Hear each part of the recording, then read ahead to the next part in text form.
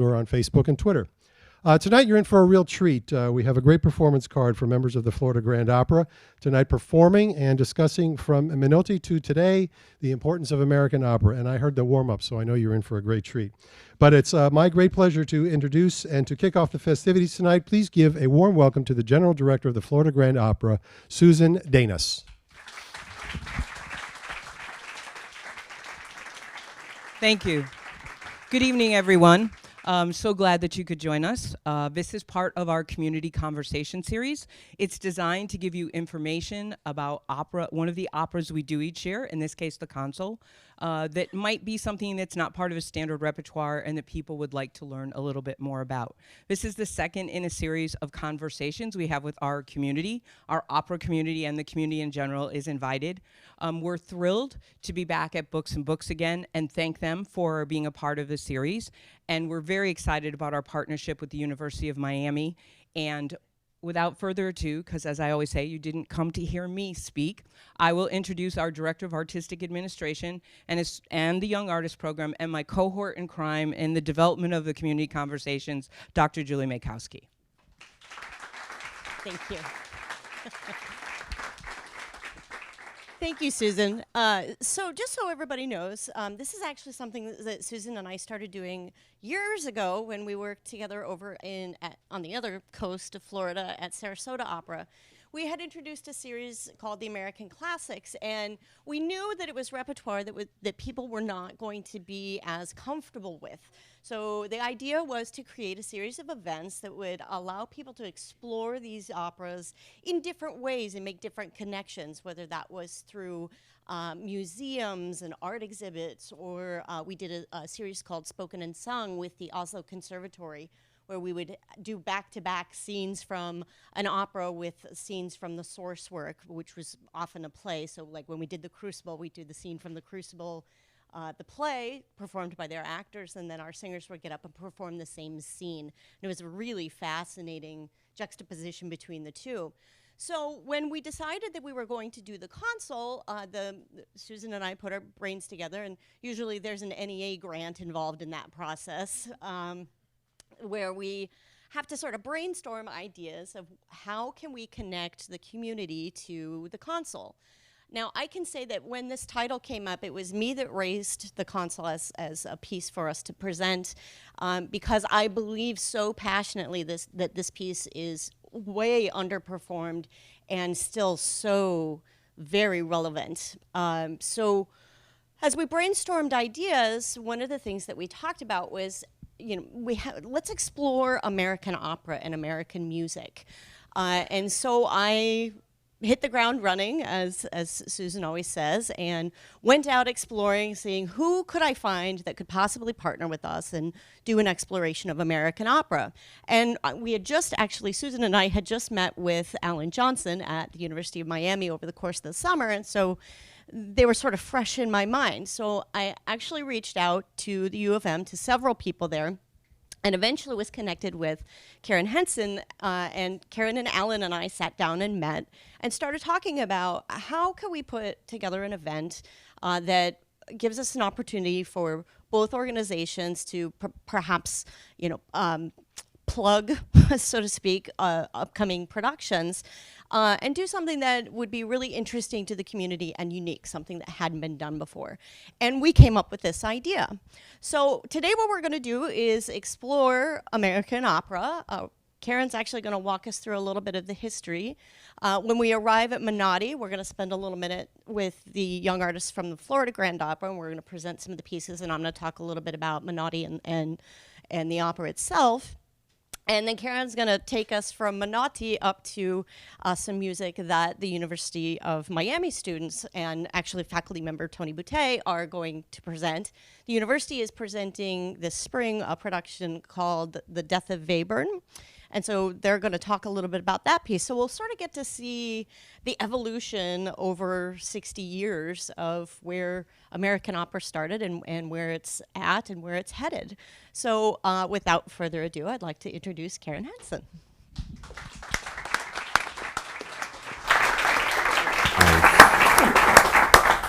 Thank you very much. I hope you can hear me. I'm actually British, as you probably have just already noticed, and I hope that this won't cause you cognitive dissonance as I'm telling the story of American opera. Actually, there are a lot of similarities in the issues that the British have faced with opera, and I'm here really to provide perspective and also perhaps reassurance as well, because we're talking about 20th century opera as well as American opera, and that is always a little bit challenging. So actually opera first comes to the US in the late 18th century, and as in any country outside Italy, it's a foreign import. And in the late 18th and early 19th century, there are lots of different kinds of opera that people are enjoying. In Philadelphia, we have the first ever surviving opera written by an American that included the tune Yankee Doodle. In New Orleans, we have the first permanent opera company, American Opera Company, that opens in 1810. But of course, a big center of American opera becomes New York City, particularly in the early 19th century. And the thing that everyone is into is Italian opera. Mozart, bel canto, Rossini. And Italian opera, as with opera across Europe and the West, will continue to be the dominant influence. And that's something to think about today, because you will hear Italy, and we're actually also talking about a composer in a work that was produced by somebody who, though he talked about himself as an American composer, Giancarlo Menotti, was actually born in northern Italy and retained his Italian citizenship throughout his life, right until his death in 2007. So Italian opera, and we know, those of us who are familiar with opera, we're talking about melody, we're talking about lyricism, we're talking about the importance of the singer, we're talking about the sort of reveling in musical and vocal pleasure, and there's going to be a lot of that tonight. So in the US, as in most countries though, people start debating very quickly, well, what about an American opera? What would that consist of?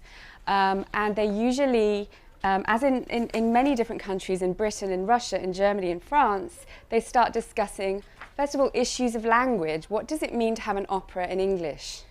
How do you set English and make great melodies in English? What is it like to sing in English? And you're going to hear all English tonight, which is kind of unusual for opera. Also, what kind of subjects? What would make a subject for an American opera that would be different from an Italian opera? What kind of musical style and what kind of sources for the music? And perhaps because America is so big, and it's because it's this famed melting pot, this country of immigrants, there have been a lot of different solutions. And initially, those included some very interesting explorations. For example, in the early 20th century, there was a whole craze for Indianist operas that were set on Native American subjects and even included Native American musical themes. There were also so-called race operas that were often written by white composers, but using African American subjects and musical themes. And this will continue to be there in the background in the tradition of American opera. Finally, of course, there is America's own classical music, as it's often called, jazz, and the emergence of Tin Pan Alley and Broadway.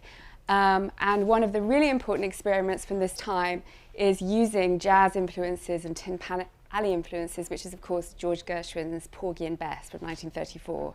And we're going to have an opportunity to hear a little bit, a really wonderful aria from Porgy and Bess, not actually from Bess, but from another character.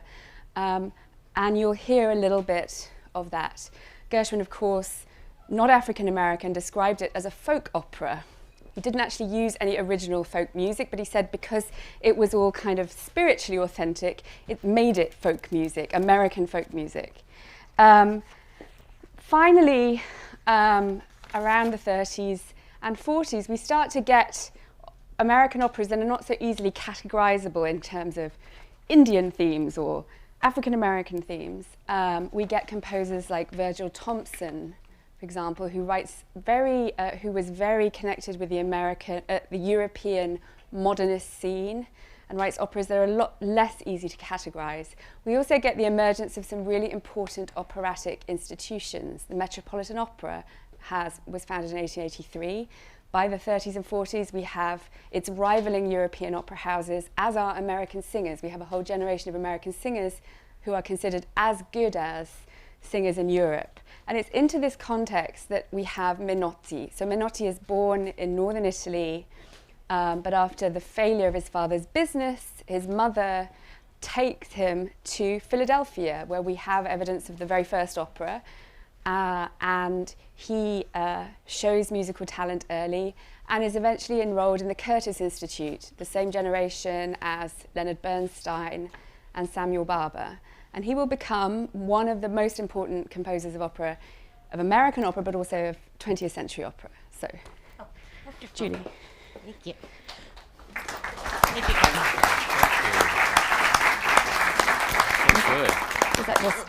So when I was working on my doctorate, and different schools have different systems, but when I was working on my doctorate, you had to take a certain number of doctoral seminars. There was a quota that you had to fill, but you never really knew what seminars were going to be offered in what semester. So it was very difficult to plan what you were going to take. So I, probably kicking and screaming, ended up in a seminar that was about Samuel Barber, Leonard Bernstein, and Aaron Copland.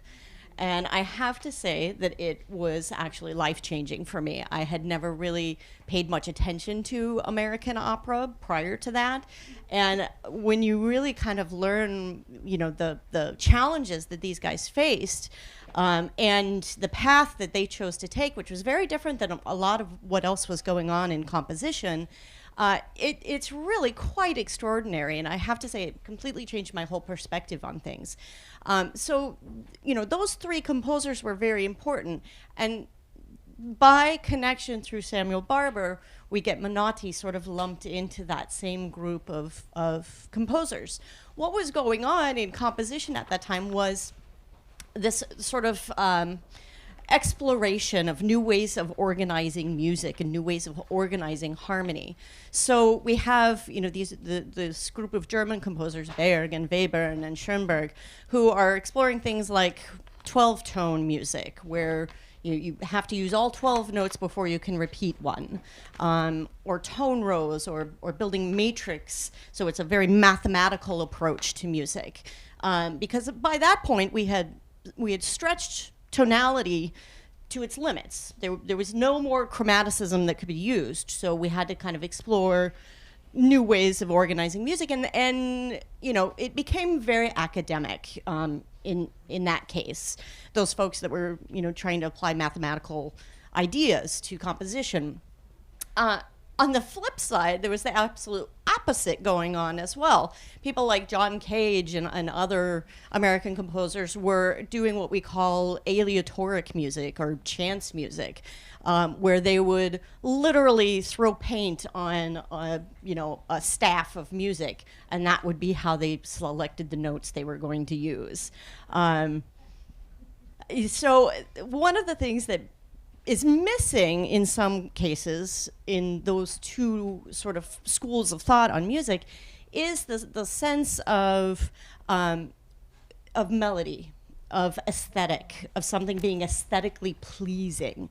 So those two camps are going on, and meanwhile we have these four guys, including Menotti and Barber, who were trying to find an American sound that was still firmly rooted in a good European tradition of composition. And so their explorations were to try and integrate things like jazz and the sounds of Tin Pan Alley, and also to explore really American themes like Appalachia. Without Aaron Copland, how would we know that steak is what is for dinner? Right? That's the sound that the rodeo in the West, and they were inspired by those truly American concepts, and we're trying to write music that could somehow express those sorts of things. So with Menotti, we get into this piece, the Consul, which is really quite extraordinary. As we said, Broadway was a big influence in American music at that time. It actually premiered on Broadway in 1950 and ran for 269 performances, which is an extraordinary long run. That's about an 8-month run on Broadway, which was not common in that time. It also won the Pulitzer Prize for Music, and the New York Drama Critics Circle Award in that year for Best Musical Play. So the piece really garnered attention very quickly. To summarize the story, I found a really great quote that Seattle Opera used when they did it last year that says, to make a long story short, bureaucracy and totalitarianism can close every border except one. And it's not a happy ending, needless to say. So I wanted to read a little quote from Menotti about composition and sort of his thoughts on it and what made things American and approachable. He wrote, "Too many people approach art armed to the teeth." I'm trying to hold too many things here, excuse me. Too many people approach art armed to the teeth with all sorts of belligerent attitudes, symbolized by the very strange expressions that they have entered our daily vocabulary. One of them is that contemporary music must be modern, thus implying that art should be subjected to fashion, and that whatever is not modern is inevitably old-fashioned. One of the essential ingredients for music to sound modern, for example, is the constant and unrelieved use of dissonances. I don't know why dissonance per se should be more exciting or interesting than consonance. There are composers who insist that they are writing for the future, and only then will their music be understood, with the implication that art is a sort of commercial product which automatically improves as the years go by. Actually, all indications point to the fact that our audiences are getting duller and duller. The passage of time does not improve art, nor develop it. Art should be an act of love and not a form of, his words, not mine, not a form of masturbation. It takes the courage of a genius to face one's public in complete nakedness. So he had a very negative view of some of the contemporary concepts in composition that were going on, and was very firm in trying to keep art aesthetic and aesthetically pleasing. Interesting enough, he wrote both the lyrics and the music, and usually directed all of his operas, including The Consul. And a lot of times his source work was himself. For example, Amal and the Night Visitors is about a child with a lame leg that is miraculously cured. And that actually happened to him and was the story of his youth. In this opera, however, it wasn't so much about himself, it was about things that he was seeing in the world and things that he had read.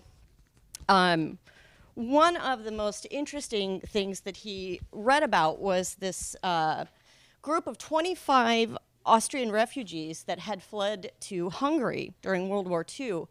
And they got trapped on a bridge because none of them had passports. And they lived on a bridge for a week because neither Hungary nor Austria would let them in.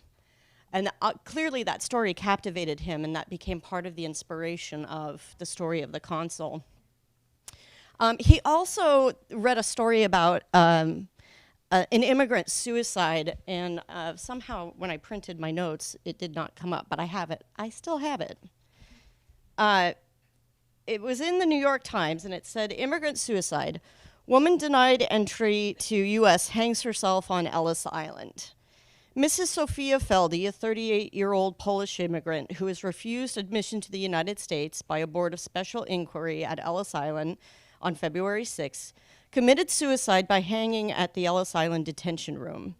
The Immigrant and Naturalization Service announced yesterday Ms. Feldy was denied admission to the country after her husband, Anthony Feldy of Chicago, testified that he had divorced her in November on grounds of desertion. Mrs. Feldy, who came here January 19th with her daughter, declared she had received no notice of the divorce, which her husband claimed he sent to her in Poland. Mr. Feldy agreed to accept his daughter, who was admitted on the basis of his exception, but his former wife was excluded by a vote of the board.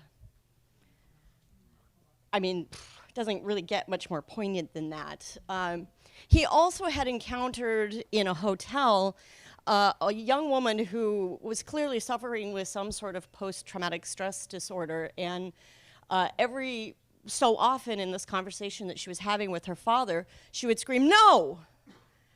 just out of the blue and sort of randomly. And he took that and created a character in the opera, Anna Gomez, who we learn in the piece has been through a concentration camp. And so that became the inspiration for that character. And then one of the final stories that he came across was a woman, an Italian woman that was on a plane who spoke no English, and the crew was trying to communicate with her. And he tried to help, of course, being Italian, but apparently her accent was very unusual and very thick, and even he had a very hard time understanding her. And watching her struggle to try to communicate her needs with the crew made a very strong impression on him. And so there's also a character in the opera based on that experience that he had, and her character name is the Foreign Woman. And she speaks only Italian and does not understand a word of English. So the story is roughly about a woman named Magda, whose husband, John, is an enemy of the state and has fled back and forth across the frontier. The setting of the opera says somewhere in an unknown European country, and actually it also says that it's set in the present, which I find very interesting that Menotti put that there, because he never wrote anything that wasn't intentional. So I think he honestly believed 60 years ago that the state of immigration and the challenges that people face would be the same 60 years as it was the day that he was writing it. And he's absolutely right on that front. So Magda's husband, John, tells her that she needs to secure visas for his mother and for their small child and for herself to try and get across the border legally. Day after day after day, she goes to the consulate and sits and waits and hopes to secure the papers that they need to get across the border. And every day she faces the secretary, who is a bureaucrat at heart. Although we do find out later that she is somewhat sensitive to what's happening around her, but obviously for her own safety and stability, she's unable to do anything but what the rules tell her to do. And that is that everybody has to have their papers in exact and proper order to be granted the visa. We meet these other characters in the consul, the other people that sit every day, a magician, Anna Gomez, the Foreign Woman, Mr. Kaufner, who is what we believe is probably a college professor who's either trying to get out of the country to go do some research or just get out of the country because he's not thriving there. And one person in the consul, Vera Boronel, who we learn is kind of a wealthy aristocrat, she's the only person that actually gets her papers by the end of the opera. Magda's struggles continue throughout the opera, and needless to say, it's not a very happy ending. I won't spoil it entirely, but it's a very dramatic opera with some really deeply touching twists and turns. So we're going to present for you now a piece called In Endless Waiting Rooms, which takes place at the end of the first act, where we meet these consulate characters, and for a moment in time, they are all having the exact same thoughts, even though they're sort of in separate worlds. And so let me introduce the artists that will be performing this. Tessa Hartle will be at the piano. As Vera Boronel, Kirsten Scott. Mr. Kaufner, Chance Aiken. Anna Gomez, Rebecca Enriquez. Magda Sorrell, Betsy Diaz. And the magician, Daniel Bates.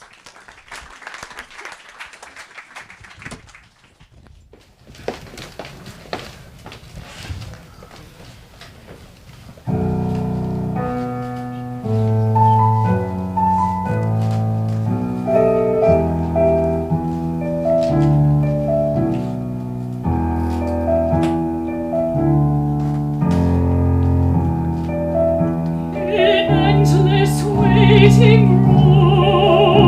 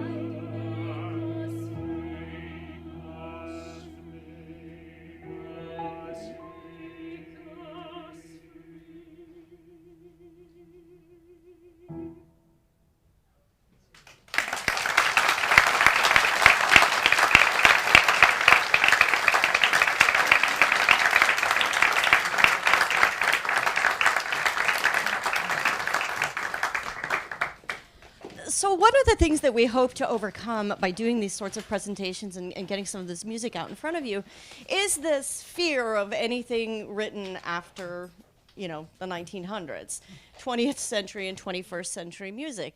I hope you get a sense from this that this piece is absolutely beautiful. There is gorgeous music. Now, I'm not going to say there aren't moments of dissonance, but it's actually very appropriate when you consider the story that we have those moments.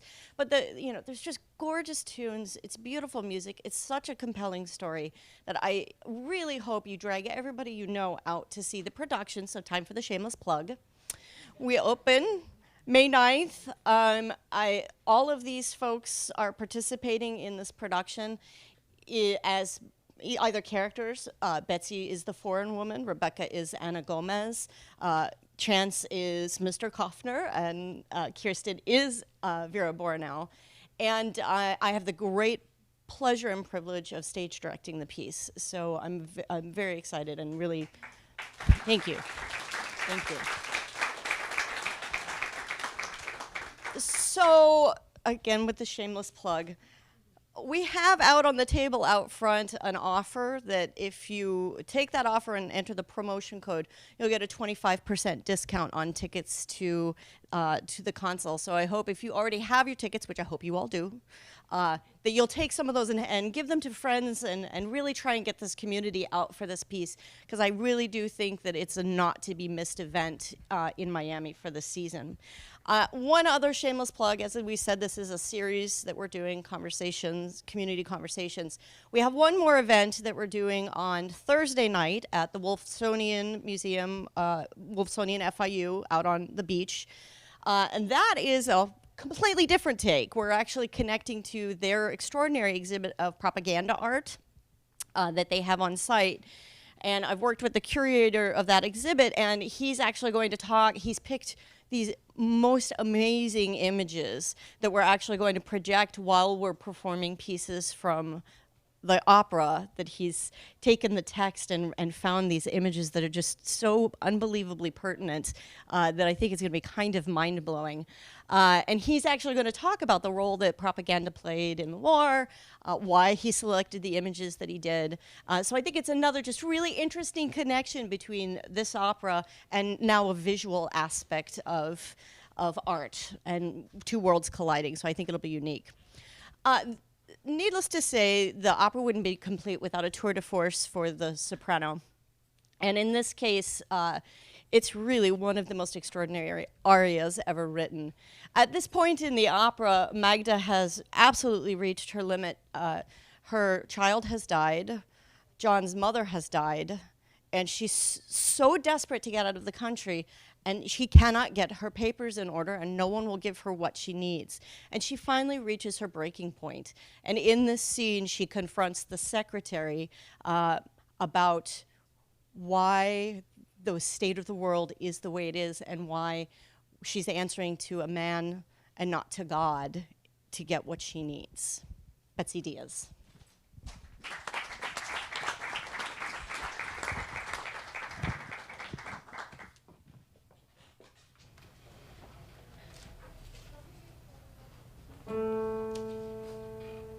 To this we've come, that man may born astray. I am very sorry.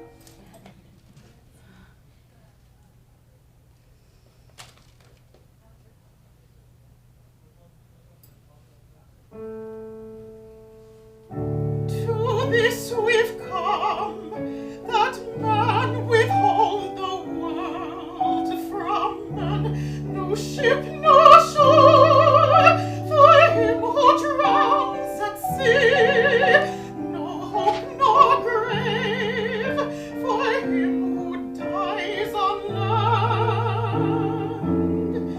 To this we've come, that man be born a stranger upon God's earth, that he be chosen without the chance for choice, that he be hunted without the hope of refuge. To this we've come, to this we've come, and you too shall weep. If to man, not to God, we now must pray, tell me, who are these men? If to them, not to God, we now must pray, tell me, tell me, who are these dark archangels? Will they be conquered? Will they be doomed? Is there anyone behind those doors to whom the heart can still be explained? Is there anyone who still may care? Tell me, have you ever seen the consul? Does he speak? Does he breathe? Have you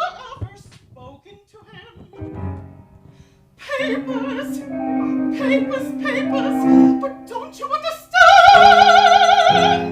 What shall I do to make you understand? My child is dead. John's mother is dying. My own life is in danger. I ask you for help, and do you give me his papers? What is your name, Mademoiselle? Age 33, color of eyes, color of hair, signal of age, religion and race, place of birth, father's name, mother's name, papers! Papers! Papers! Papers! Papers! Papers! Papers! Papers! Papers! Look at my eyes. They are afraid to sleep. Look at my hands. At these old woman's hands.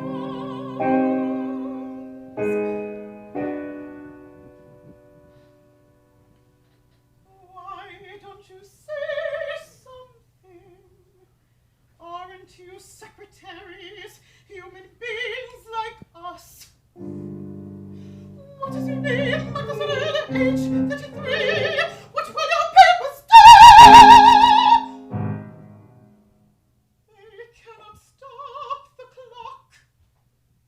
They are too thin and armored against a bullet. What is your name, Mademoiselle? Age 33. What does that matter? All that matters is that the time is late, that I'm afraid and I need your help. What is your name? What is your name? What is your name? This is my answer. My name is woman. Age still young. Color of hair gray. Color of eyes the color of tears. Occupation waiting, waiting, waiting, waiting, waiting, waiting, waiting. Oh, the day will come, I know, when words aflame will burn your paper chains. On the console, secretary warning that's it, neither ink nor seal shall cage our souls. The day will come, the day will come.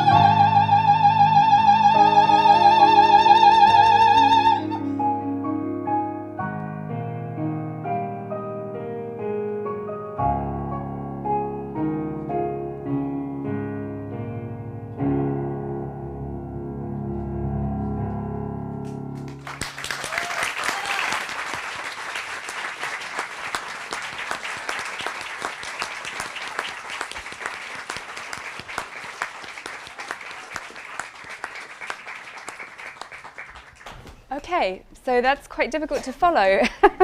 But back to some perspective and some reassurance. So Menotti is thought by many to be America's most important opera composer, and his Amal and the Night Visitors that Julie mentioned, a Christmas opera that was actually written for television, one of the first operas to be written for television, has been rated the most performed American opera internationally by Opera America, which is an organization that has this very interesting website that promotes American opera. The second most performed American opera internationally is what we're going to hear later, Porgy and Bess. And Porgy and Bess arguably actually is America's sort of greatest classical music import, but in any case. Nonetheless, after Menotti, we actually have an incredible flourishing of American opera, and even greater flourishing. In the 1960s, in particular, we have the emergence of a trio of composers, Philip Glass, John Corigliano, and John Adams, with works such as Glass's Einstein on the Beach, which you may have heard of or even had the opportunity to see, from 1976. Corigliano's The Ghosts of Versailles, which is from 1991, that was commissioned for the 100th anniversary of the Metropolitan Opera. And John Adams, whose works include Nixon in China from 1987, and the controversial The Death of Klinghoffer from 1991, which is based on the 1995 hijacking of the Achille Lauro cruise liner. And it was recently revived at the Met, and as some of you may know, it was extremely controversial. And I wanted to just take a moment here, because obviously the subject of the Consul is also, if not controversial, rather dark. And one thing that seems to have been settled on in American opera is that American opera doesn't just deal with love or sort of comedy. It actually deals with really big political, often social or racial, real life subjects. And so that's very much part of the tradition and something that seems to have emerged very strongly. In the case of Glass and particularly Adams, they both are associated with this movement in music called minimalism, which is a very rhythm-driven, repetitive musical style. So we get a kind of opera, particularly with Adams, that is both very lyrical but also has this rhythmic energy that is very appealing to people. And also from the 1960s, we have this incredible flourishing of American operatic life, the so-called 6 great opera houses, 2 in New York, 1 in San Francisco, 1 in LA, 1 in Houston. Who am I forgetting? Oh, that is 6. Oh, Chicago. All emerge in this period. Of course, we've lost one, New York City Opera. We have a massive rise in budgets and audience attendance. We have the founding of young artist programs that happens in this period, outreach, such as this, and also the emergence of American opera directors, such as Peter Sellers, who is kind of an enfant terrible, but nonetheless really important. Robert Wilson, who is a different kind of enfant terrible. And I'd like to suggest actually that what we've reached at this point is a point where opera in America is no longer actually about issues of foreignness or foreign importation, or actually crisis about what it's about. In some ways, opera, American opera, has become one of the most viable forms of writing opera in the 20th century, and for precisely the reasons that people perhaps debated and were not sure when they started out, which is that there is actually a great freedom, and freedom is of course a very American concept, in being outside of the mainstream, and particularly the mainstream and the struggles of Western Europe. And Julie mentioned these German modernist composers who introduced a very dissonant and difficult sound and got rid of quite a lot of melody as well. We also have Mr. Richard Wagner, who preceded them and brought about all kinds of revolution. And a lot of composers after that point found it very difficult, especially European composers, to write opera at all. And so I would say that really, actually, American opera has become part of the central story of the 20th century. Certainly when I teach it, American opera, when I teach the 20th century, we have to deal with American opera. We also have to deal with British opera. Benjamin Britten, we finally find out how to write opera in Britain with Benjamin Britten. Also figures like Janacek, who suddenly appear at the end, at sort of late 19th, 20th century. All these people from slightly marginal, supposedly marginal situations suddenly find an incredible freedom, that they're not weighed down anymore in the way that Europeans are. And so we finally come to the present day, and we have an incredible flourishing of composers today who are writing sort of after Adams, but also alongside Adams. We have Florida's own Jake Heggie, who was born in West Palm Beach and is one of the kind of opera composers of the moment. We're not going to hear any now, but we had a big concert at the University of Miami recently where there was a big performance of some Jake Heggie. Again, extremely lyrical composer. We have Nico Muhly, who had the opera Two Boys, was revived at the Met recently. And we're going to hear, as we turn now to the sort of University of Miami Frost Voice Department part of the program, we're going to hear some Gershwin. And we're going to hear Ricky Ian Gordon, who again brings us back to Broadway. He actually writes musicals as well as opera, a New Yorker, a Long Island boy. And so again, we have this populist strain. And then we have Michael Delera, who is writing in a slightly more traditional vein and with a sense of his European models, but again on a subject that is very engaged, very much a kind of about something very public and with some political and social elements. So over to Alan. Thank you, Karen. Hi, everyone. I want to thank Julie and Susan for inviting the Frost School of Music, Frost Opera Theater to participate. This is a wonderful opportunity for us and to be a part of this project that is launching the console. And I want to thank Karen and Julie for presenting to you that standing here now in 2015 and looking back at the landscape of this art form, American opera, it is an essential and vital part for universities to train and expose students to American opera.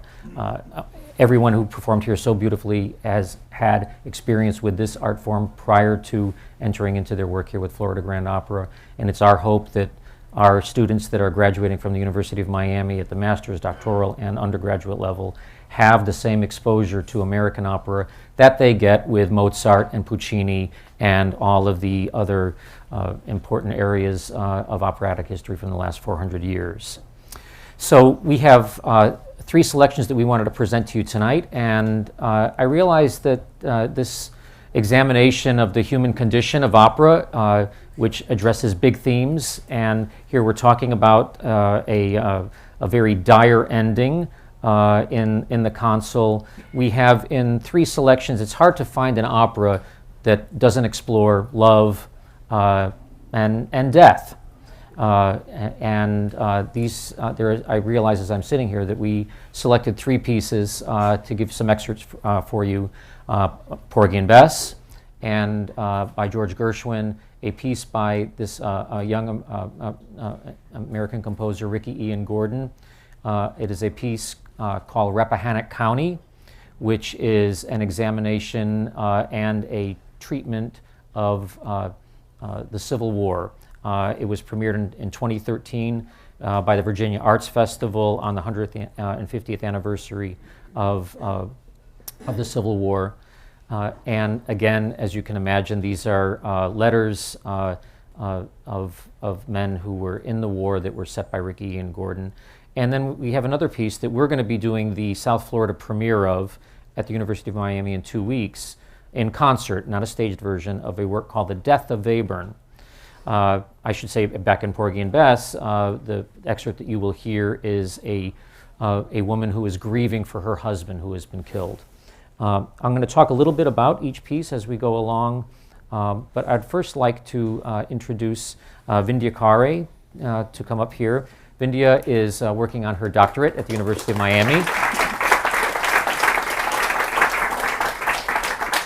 And just as Julie mentioned, the genesis of the console began in Philadelphia. It had a tryout there. It did not come to an opera house in New York. It came to Broadway and ran, as she said, for 269 performances. It was a huge success. 15 years before that, that was in 1950, in 1935, George Gershwin was, as you all may well know, was captivated by this community in Charleston, South Carolina, and a previously written play called Porgy. And this opera, and it was one of the first great American operas, certainly not the first, but it began with a tryout in Boston and made its way to New York and also opened on Broadway and was a huge failure in 1935. It was a huge failure. It was a big three-act opera. It had a lot of recitative in it. There was no spoken dialogue. All of the dialogue was set in heightened language, which we call in Italian recitative. But it took a period of time, not until later on when they revised the piece. In the 1950s, it began to take off. And it was not premiered at the Metropolitan Opera until the 1980s. It had huge successful runs due to companies like Houston Grand Opera. Today it is just a classic. You may well know that it was recently ran on Broadway again in a scaled-down version with Audra McDonald and Norm Lewis, and was a huge success. So I'm going to ask Vindhya to tell you a little bit about just the setup of this in a couple of sentences, and we'll perform this aria from Porgy and Bess. Thank you. This is Serena's aria. It takes place early in the opera. This is the wake of her husband, who was killed the day before in a gambling fight. And his body is there in their apartment, and friends and neighbors are gathering, paying their respects, and they're trying to raise enough money so they can bury him. And this is the song that Serena sings.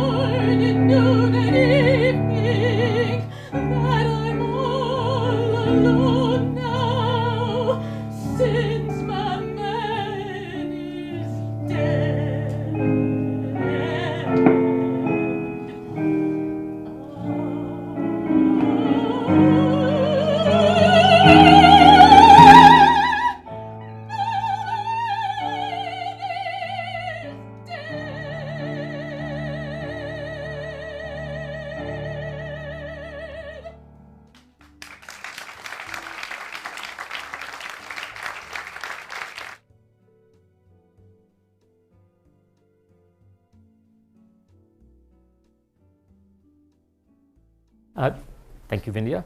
The next piece that we're going to present for you is by Ricky Ian Gordon. There are a number of composers working in musical theater that have been courted by opera houses, Houston Grand Opera and the Metropolitan Opera, as they are trying to pair composers with librettists and with stage directors from the world of theater. And 3 composers are in the middle of this world. Ricky Ian Gordon is one of them, Michael John LaChiusa, and another composer by the name of Adam Gettle. Had some big successes with an early piece called Floyd Collins, Light in the Piazza, and they have all been in some kind of a relationship as the Metropolitan Opera explores new projects. So this piece is called Rappahannock County.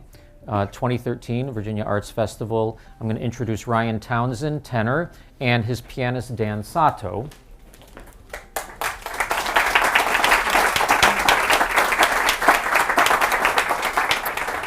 And I will also let Ryan, in a few words, tell you what the context is of this piece.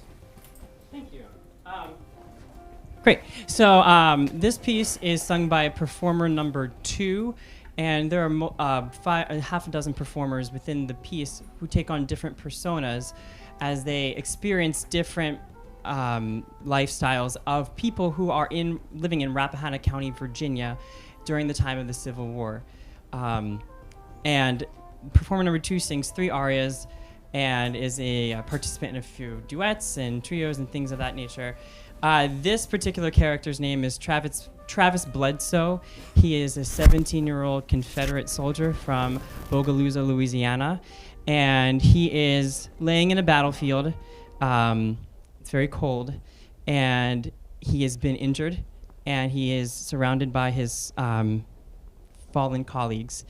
And something magical happens, and he starts to see snow, which he's never seen before, and so he starts to talk to his mother, who's not obviously there, but starts to discuss with her what he is witnessing.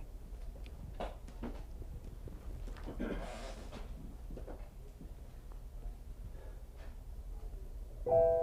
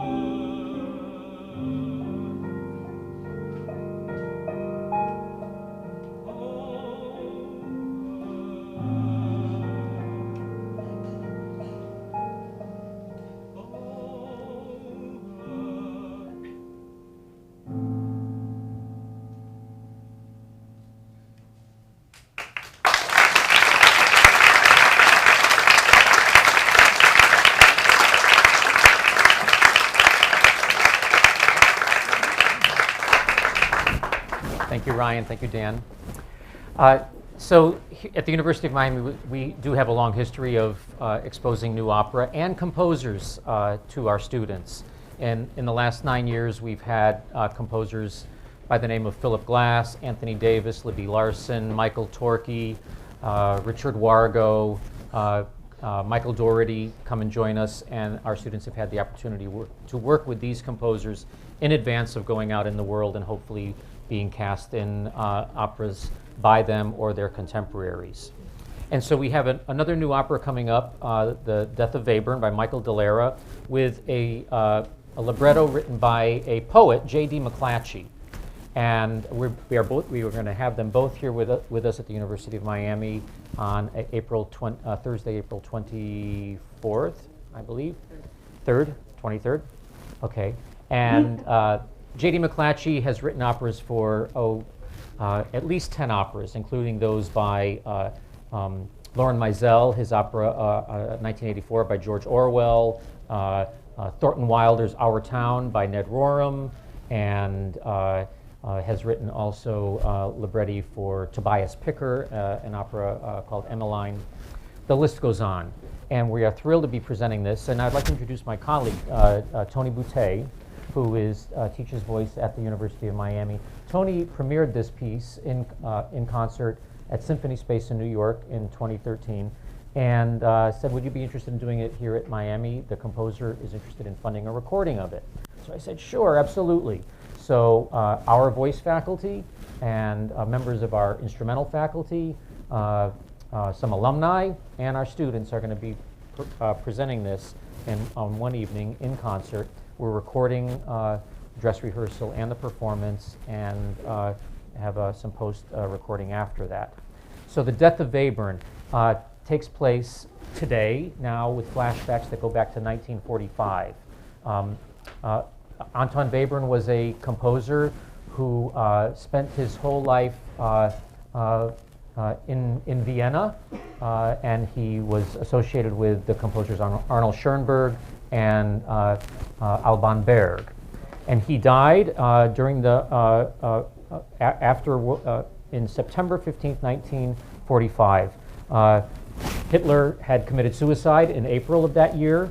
The war is over. American troops are still in Europe.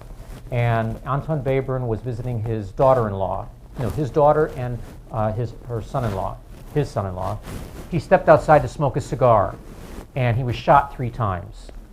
And he was in his 60s, and that was a tragic end to a composer who devoted his life to writing music that had strove to write music that did not associate music with something. He did not try to depict a feeling with his music. He did not try to depict a sunrise or a sunset or it was music where the balance, the order of all of the parameters of music, pitch, rhythm, all actually created a very, very crystal clear way of just hearing the music for what it is. Julie mentioned John Cage. John Cage did this in a totally different way with aleatoric music. So this piece, The Death of Webern, treats this story, the circumstances of his death, which to this day have not been fully explained.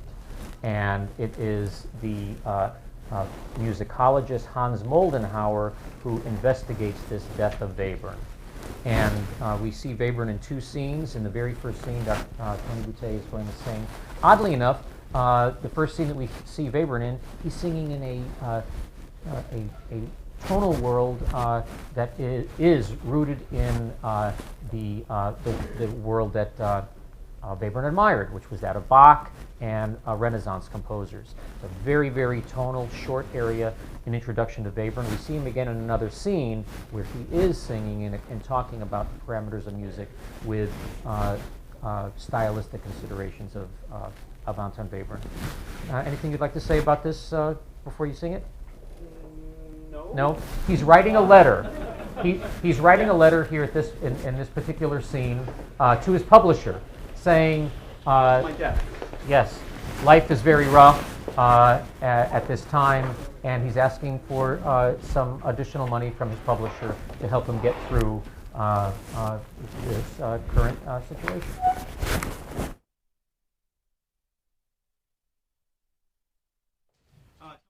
Two different styles of Vaburn's music in this, and this is certainly lyric.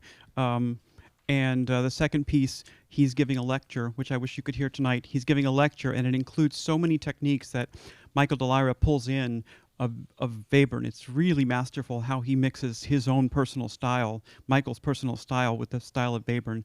And I hope you can come and see us on the 23rd.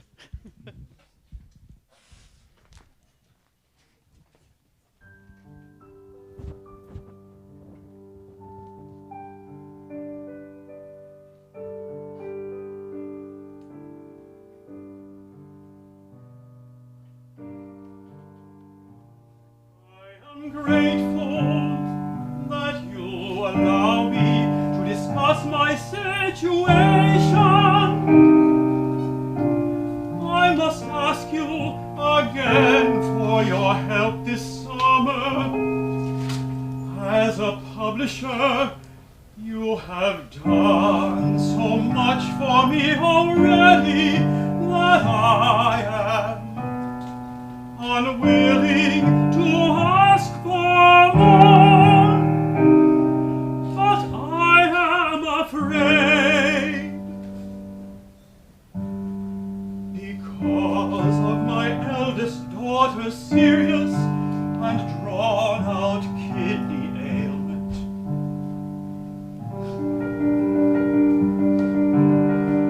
I have exhausted the modest reserves accumulated by my teaching and conducting, and even that is now threatened by the new political reality.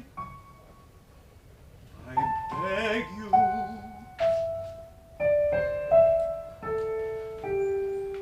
I earnestly entreat you, for my family's sake.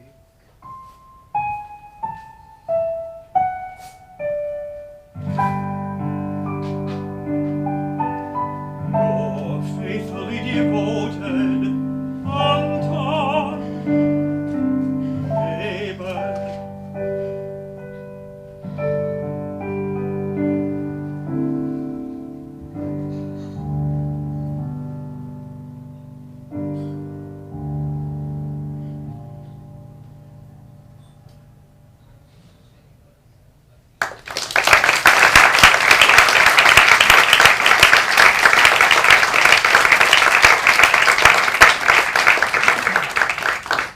So thank you for coming out tonight to participate in this event. I hope we have successfully broken down some barriers to contemporary music and American music in particular. Thank you to all the performers for participating. You're fabulous.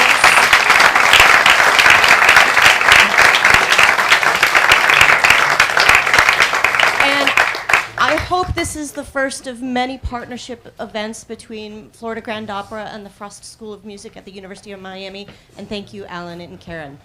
We're available to answer some questions.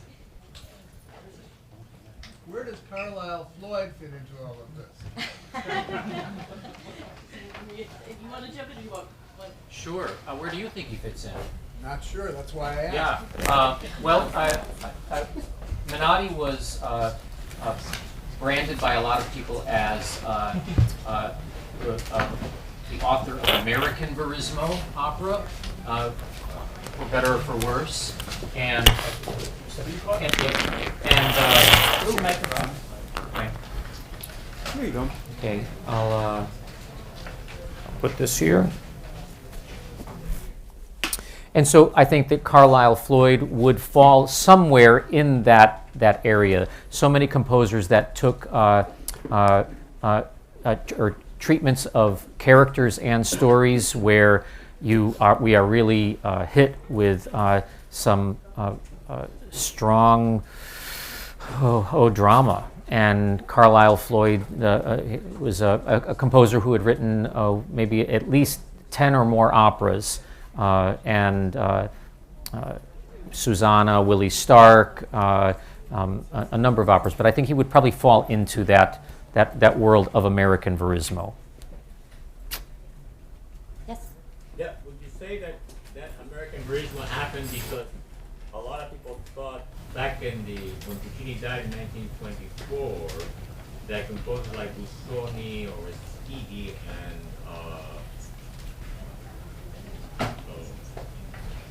one you just Menotti, somehow one of them would take over the mantle of Italian opera, but Menotti went to the United States, so. I don't think anybody. I know a lot of composers, as my colleagues do, and I think that no one is interested in taking over a mantle or continuing in a tradition. I think that these composers are they're storytellers, and they figure out the best way to tell these stories, whether it's in the language of Philip Glass or Menotti or Carlisle Floyd or Leonard Bernstein. And so it's my experience that they're very disciplined people, these composers of opera, who work very, very hard to try and tell a story. And some are told with what we might be called verismo. But I don't think anybody was trying to say, I'm going to be the next so and so. That's for somebody else. And I'm sure that Karen Henson is going to be writing the history of opera for us. I don't think, at least in my experience working with composers, I don't think any composer ever wants to be the next something. They want to be unique. They want to be a class of their own, so to speak, just like poets and other artists. Visual art. Nobody wanted to be the next Debussy, or nobody wanted to be the next Monet, or So I think all artists want to be unique. But I think the gentleman knows this very well. I sense that you know a lot about Italian music around the turn of the century. There is nonetheless that sense of there's a tradition here, maybe not a mantle, but there's a great Italian tradition. When we think the tradition died, let's say when in 1924 Puccini died, the Italian opera. And we say, that's the end of the great tradition. The only one that could have made a difference, as I see it, the only one that probably could have made a difference to carry. When I say a mantle, I mean to continue in their own works, in their own works, and their own. Puccini's music is not similar to Verdi at all. It's completely different. Was Nino Rota. Right. But he went out to write some of the greatest movie music that's ever been written. Yeah. And he wrote one opera which is neoclassical, and he may have written other ones, which is really quite. Well, in that sense, you could, in that sense, you could say that Menotti is in some ways carrying on part of a great Italian tradition, but of course it's Italian American. Yeah, but he brought it here, and that's not that he could develop his own style, but I mean, I don't know. Another question. If I can, I want to shift the focus to something that hasn't been touched on, and that's the aspect of the singer's perspective. Most of the composers that have been mentioned here were immigrants. You mentioned Menotti. A lot of these stories happen because these composers came from somewhere else and brought their perspective to America. But what they also did for us singers who were born in America is they brought opera in our vernacular. They brought music to American singers that we can sing in our own language. And also, because a lot of these pieces were premiered on Broadway, they brought also a new, more realistic acting style that maybe was more like verismo. For Italian singers in their language, they could perform that music as verismo. And in us, for our acting style, really flourished. I think the age of the great American acting singer is upon us, and it happened a lot because of all these composers that we're talking about. Yes. Could you mention something about Menotti's two operas, The Medium and The Telephone? Well, what would you like me to mention about them? He wrote two other operas, The Medium and The Telephone. Did they rate as high as the council? The Medium actually has seen quite a bit of play. Both of those pieces are really nice because of their length. They're actually short. They work really well, especially in university settings, because they are a little shorter. The medium has been on Broadway. It's been in opera houses. We take the telephone out into schools on a regular basis because it's 23 minutes and it's just like the perfect length. It's super charming. And, you know, one of the things that I do find surprising about Menotti is that even though English was not his first language, he really had a pretty masterful sense of it. And so his lyrics are very easy to follow. His operas are easy to understand. Singers might disagree because sometimes he doesn't put the best vowels on the high notes, but the language itself is really so extraordinarily beautiful and poetic. And you know, he also wrote librettos for others. I mean, he wrote the libretto for Barber's Vanessa. Vanessa, and also didn't he also do it for Hand of Anthony and Cleopatra that premiered at the Met? I thought I would just say, you mentioned the telephone when I first arrived at the University of Miami in 2008, I recognized the importance of Menotti, and I wanted our students to know that we did a program called Menotti Remixed, where we presented operas from the time that he started composing at Curtis until his very last opera, which was premiered at Washington National Opera, an examination of the Spanish artist Goya. And what a rich repertoire of opera. I think that we presented 11 excerpts from 9 of his operas, dating from 1934 until I think it was 1997 or 98, but it was, or even later. But what a rich history, and it's so exciting to see the console being done by Florida Grand Opera now. Go see it. Other questions? No? Well, thank you so much for coming, and have a great evening.